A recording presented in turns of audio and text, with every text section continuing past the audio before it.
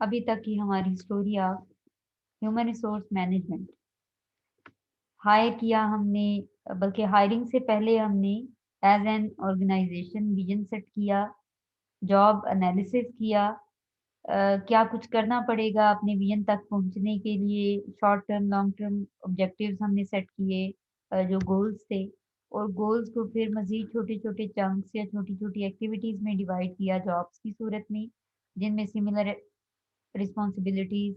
اور ڈیوٹیز کو ہم نے گروپ اپ کیا. پھر ان کو کون پرفارم کر سکتا ہے اس کا ایک ایلیجیبلٹی کرائٹیریا سیٹ کیا، جس کو ہم نے جاب اسپیسیفکیشن کا نام دیا. اور اس کے بعد ہم نے لوگوں کو بتا دیا کہ ہمارے پاس ان ڈیوٹیز کے ساتھ یہ والی ڈیزگنیشن ویکنٹ ہے، اور اس کے لیے we are searching for some individual جس کا یہ والا کرائٹیریا یا یہ والا جس کی کوالیفیکیشن. اب لوگ اپنے حساب سے دیکھ فٹ اس جاب کے لیے خود کو فٹ سمجھتے ہوئے اپلائی کرتے ہیں. ریکروٹنگ کا پورا پروسیس ہوتا ہے، ایک adequate pool of eligible candidates create ہوتا ہے، اس میں سے پھر سلیکشن پروسیس کے تھرو ڈفرینٹ اسٹیجز سے کینڈیڈیٹس کو، بلکہ یہاں پہ وہ اپلائی کر چکے ہوتے ہیں تو اپلیکنٹ کہنا زیادہ سوٹیبل رہے گا. ایپلیکنٹس میں سے بیسٹ ون کو چوز کیا جاتا ہے آفٹر ڈفرینٹ اسکریننگ فیزز آپ کہہ سکتے ہیں، جو کہ ہماری سلیکشن پروسیس کے اندر آتی ہیں. پھر ہم نے اس کو آرگنائزیشن کی پالیسیز، رولز، آرگنائزیشن کا کوڈ آف کنڈکٹ، کیا کرنا ہے کیا نہیں کرنا، ڈوز اینڈ ڈونٹس کی بیس پہ، اور کون سے انڈیویجولس کون سی اتھارٹیز لے کے کون کون سی ایکٹیویٹیز پرفارم کر رہے ہیں انسائڈ دی آرگنائزیشن. یہاں پہ پھر ہم نے اس کا اورینٹیشن اور سوشلائزیشن بھی کر دیا. اب اس کے بعد ایکچوئل جاب بھی اس کو اسائن کی، اور ایکچوئل جاب کو پرفارم کرنے کے لیے اگر تو آرگنائزیشن سمجھتی ہو کہ امپلائی کی اسکل کو پالشنگ کی ضرورت ہے، اسپیشلی اگر وہ فریش ڈگری ہولڈر ہے تو اس کو اسکل ٹریننگ پرووائڈ کی جاتی ہے تاکہ ایگزسٹنگ جاب میں وہ لیول آف آؤٹ پٹ دے سکے جو آرگنائزیشن اس سے ایکسپیکٹ کرتی ہے. پھر فیوچر پرسپیکٹو سے اس کی ڈیولپمنٹ بھی کی جا رہی ہوتی ہے. اسی طرح اس کا جو امپلائمنٹ پلان ہے یا امپلائمنٹ کا جو ایک لیڈر ہے وہ آرگنائزیشن ہی سیٹ کرتی ہے، جس کو ہم نے کریئر ڈیولپمنٹ کہا، تاکہ امپلائی کے پاس ایک موٹیویشن کا ایلیمنٹ رہے کہ اتنا اچھا پرفارم کرنے کے بعد یا ایک up to the mark level of performance دینے کے بعد اس کے پروموشن کے چانسز ہیں، اور اس کے ساتھ وہ ایک انکریز پے کے ساتھ ایڈیشنل بینیفٹس اور فیسلٹیز کو بھی اویل کر پائے گا. تو اسی کے لیے انسان کام کر رہا ہوتا ہے، یہ اس کی نیڈز اور اس کی ڈیزائرس کو پورا کرنے کے لیے ضروری ہوتے ہیں، تو وہ پھر زیادہ محنت سے اور ڈیڈیکیشن سے کام کرتا ہے. اب اس کے بعد پھر ہم نے دیکھا کہ کریئر بھی ڈیولپ ہو گیا. پھر ہم نے اس میں امپلائی کی پرفارمنس دیکھی کہ چلو ٹھیک ہے اتنا کچھ ہم نے اس کے اوپر انویسٹ کیا، تو اب وہ جس کام کے لیے اس کو رکھا گیا، اس کو ہائر کیا گیا، اس میں وہ کیسا پرفارم کر رہا ہے. اگر تو اس کے لیے پھر ڈفرینٹ میتھڈس کے تھرو پرفارمنس کو ایویلویٹ کیا گیا، پرفارمنس کو میئر کیا گیا، اور پرفارمنس میئرمنٹ کی بیس پہ ہی پھر ہم نے دیکھا کہ امپلائی کو کس ٹائپ کے ریوارڈز اینڈ بینیفٹس اور پے اسٹرکچر اس کا کیسے ڈیزائن کیا جاتا ہے، یہ چیزیں ہم نے ڈسکس کی. اور پے اسٹرکچر کی ڈیزائننگ کے لیے وی ور ڈیپینڈنٹ اپون جاب ایویلویشن. پھر ہم نے جاب ایویلویشن کے ڈفرینٹ میتھڈ پڑھے کہ کیوں کسی جاب کی پے زیادہ ہوتی ہے اور کیوں کسی جاب کی پے کم ہوتی ہے. پھر اس کے بعد ہم نے اس سارے سیٹ اپ کے اندر دیکھا کہ ڈفرینٹ ڈیمانڈ ہو سکتی ہیں ٹاسک کی، ایک جو آرگنائزیشن ہے اس کی، ایک باس کی، ایک انوائرمنٹ کی، اس پورے سیٹ اپ کی. تو اس میں کہیں نہ کہیں کچھ ایسے ایلیمنٹس ہوتے ہیں جو کہ اسٹریس دے سکتے ہیں ایک امپلائی کو. تو اس میں اسٹریس کے سورسز اور کس طریقے سے وہ سورسز کیسا لیول آف اسٹریس क्रिएट कर सकते हैं, उसके ऊपर हमने बातचीत की, उसको स्टडी किया। फिर मैनेजमेंट एक ऐसे प्रॉब्लम को जो कि उनका employ with in a setup face कर रहा हो, जिसको हम स्ट्रेस कह रहे हैं, उसको रिज़ॉल्व करने के लिए, उसको मिनिमाइज़ करने के लिए क्या कर सकते हैं। प्लस ये कि एक जो उनका एजेंडा होता है मैनेजमेंट का, to provide a healthy and safe environment to the employ, वो भी वो निभाना चाह रही होती है, जिसके तहत स्ट्रेस को मैनेज करने के लिए डिफरेंट एक्टिविटीज़ परफॉर्म कर रही होती है, डिफरेंट असिस्टेंस प्रोग्राम अपनी एम्प्लॉयज़ को ऑफर कर रही होती है। इसी तरह से वर्किंग कंडीशंस के ऊपर भी हमने काफ़ी हद तक रोशनी डाली कि किस तरीके से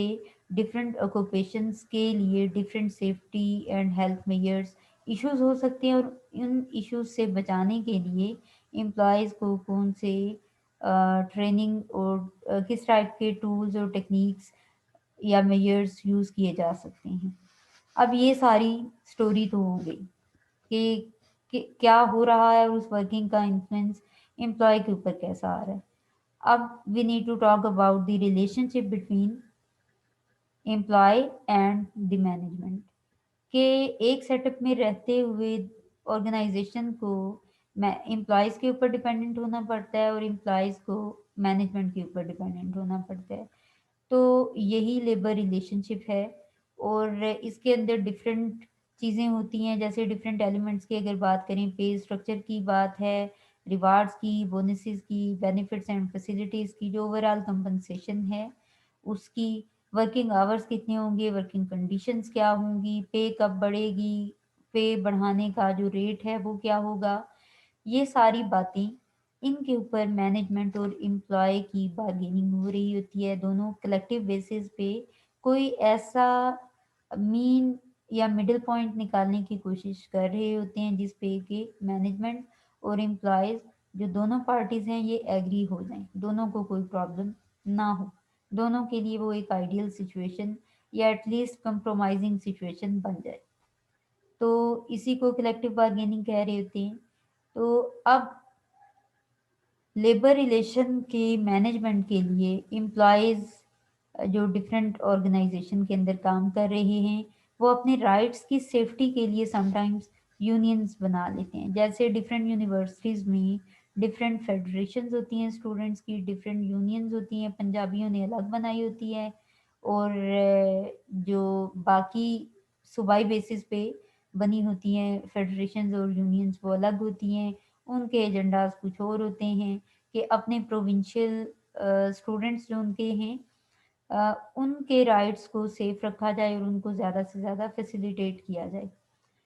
तो यूनियन के बेसिकली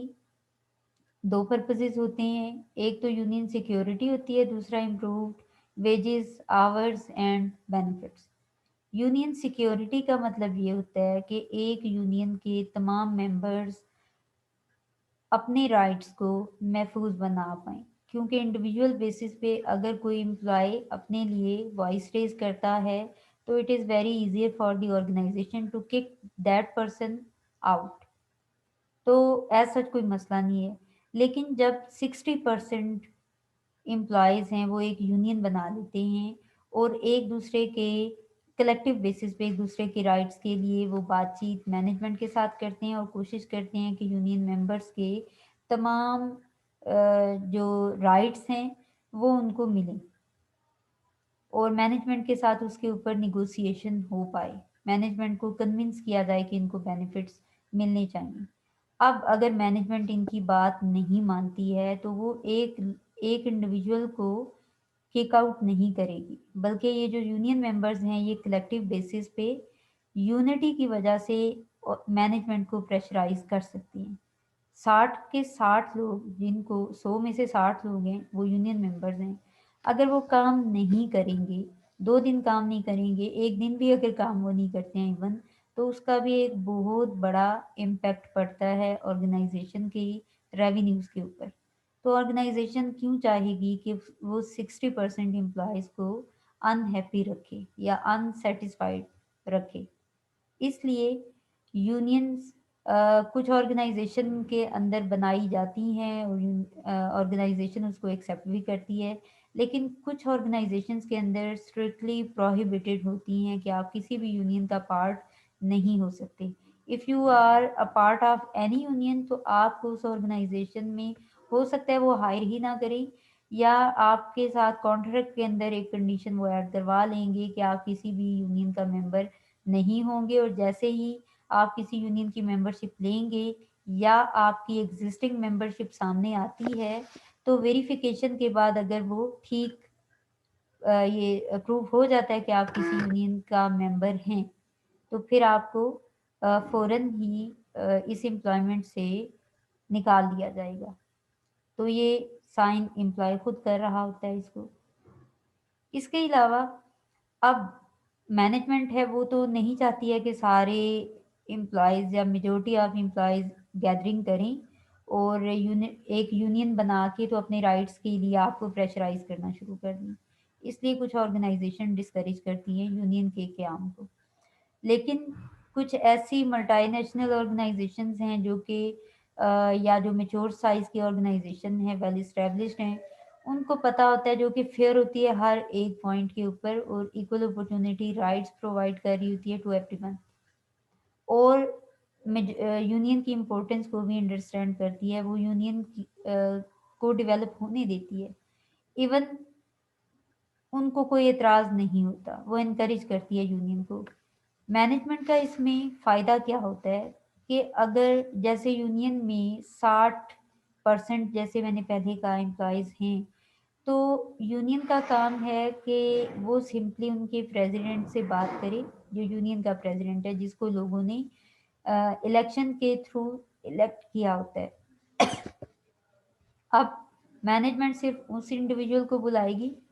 اس سے سپوز کوئی چینج ہے، کوئی پالیسی چینج کرنی ہے، کوئی باس چینج کرنا ہے، کوئی پروسیجر چینج کرنے ہیں، کوئی ٹیکنالوجیکل ایڈوانسمنٹ کو اگر اڈاپٹ کرنا ہے تو اگر یونین نہ ہو تو کیا ہوتا ہے، لوگ آپس میں بات چیت کرتے ہیں اور جن کو پرابلم ہوتی ہے کہ یہ چینج آرگنائزیشن کے اندر نہیں آنا چاہیے وہ کہیں نہ کہیں اسٹرائک اسی پرپس کے لیے صرف اسٹرائک پہ چلے جاتے ہیں یا پروٹیسٹ کرتے ہیں یا کچھ بھی ایسا کرتے ہیں. اور اس کے لیے پھر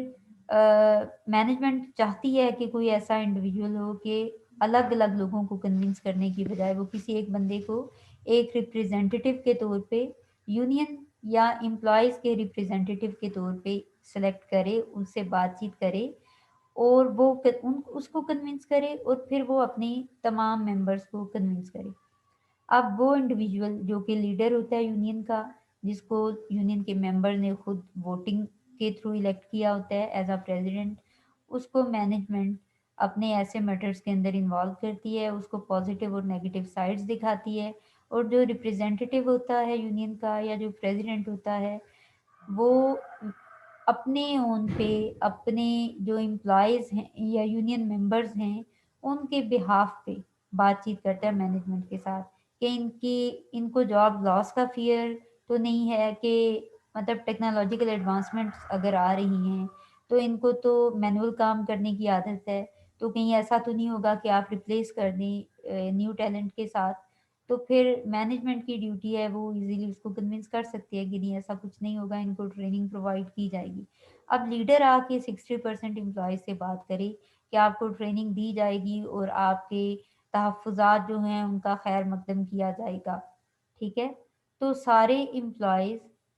جو اسپیشلی اس یونین کے ممبرز ہوں گے وہ اپنی لیڈر کی بات سے اتفاق کریں گے اور لیڈر کے کہنے پہ مینجمنٹ کو کے لیے کوآپریٹو اور سپورٹو ہوں گے فار چینج امپلیمنٹیشن. تو مینجمنٹ کا بھی فائدہ ہو رہا ہوتا ہے. اسی طرح سے یونین کے ممبرز جو ہیں وہ یونین کا ممبر ہونے کی وجہ سے کچھ فیسلٹیز اور کچھ بینیفٹس کو انجوائے کر رہے ہوتے ہیں جن کو وہ اپنا رائٹ سمجھتے ہیں. ان میں ایک تو یہ ہوتا ہے جو ڈفرینٹ یونین سیکیورٹی ہو سکتی ہیں، ان میں ایک کلوزڈ شاپ ہے کہ کمپنی جو ہے وہ یونین کے ممبرز کو ہی صرف ہائر کرے گی. سپوز 17 گریڈ کے جیسے اسلامک یونیورسٹی میں ہے 17 گریڈ کے سارے آفیسرز کی ایک یونین بنی ہوئی ہے، اور اسی طرح سے آسا ہے اور پتہ نہیں اسی طرح سے ان کی 3 سے 4 یونین ہے گریڈز کی بیس پہ، اور وہ اپنے رائٹس کے لیے بات کرتے ہیں۔ اب اس میں کیا ہوتا ہے کہ صرف یونین کے ممبرز ہی کو چوز کیا جائے، جو نان یونین ممبرز ہیں 17 گریڈ والے، ان کی جب 18 گریڈ کے لیے نیو ہائرنگ ہوتی ہے تو ان میں یونین کے ممبرز کو پریفرنس نہیں دی جائے، صرف یونین کے ممبرز سے ہی سلیکشن ہو، مطلب انٹرنل ہائرنگ ہو، اور وہ بھی نان یونین ممبرز میں سے نہیں، صرف یونین ممبرز میں سے۔ تو اس میں یہ ہے کہ whoever will be the member of any union, اس کو پتا ہوگا کہ مجھے کنسیڈر کیا جائے گا، مجھے ہی جاب ملے گی، تو ایک کلوز شاپ ہے، تو یونین کا ممبر بننا پھر لوگ پسند کرتے ہیں۔ اسی طرح سے یونین شاپ ہے کہ company can hire naan union people but they must join the union after a prescribed period and pay dues. Hare union کے کچھ ڈیوز ہوتے ہیں، کچھ چارجز ہوتے ہیں، ایک اماؤنٹ پے کرنا ہوتی ہے، اور اگر تو نان یونین ممبر کوئی کسی جاب کے لیے اپوائنٹ ہوتا ہے تو ضروری ہے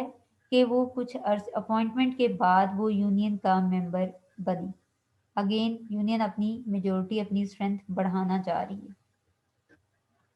پھر اسی طرح سے تھرڈ سیکیورٹی جو ہے دیٹ از ایجنسی شاپ۔